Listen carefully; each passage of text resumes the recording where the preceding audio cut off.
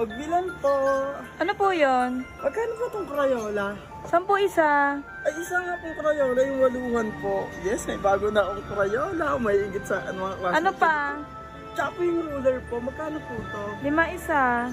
Ah, 5 isa po. Sige po, isa po niyan. Ruler po. Oh, yun nga po, bago na. Ay, yung Mongol po. Gusto ko po yung Mongol para matibay. 6 isa. 6 po yan. Isa rin po yan.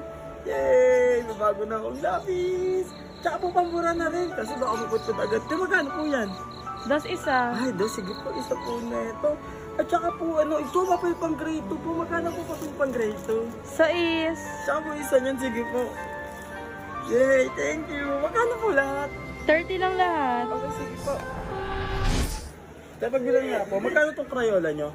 Sa Crayola, 33 isa. 33 po? Oo. Mahal na. Sige, isa nga po niyan.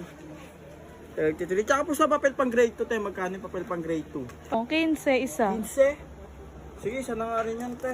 Tsaka yung lapis, diba, te? Magkano yung lapis? 12 isa. Mongol po yan? Oo. Sige, te. Isa na rin yan, te. Tsaka itong pambura, te. Isa na rin. Tsaka ruler na 5 rin. piso.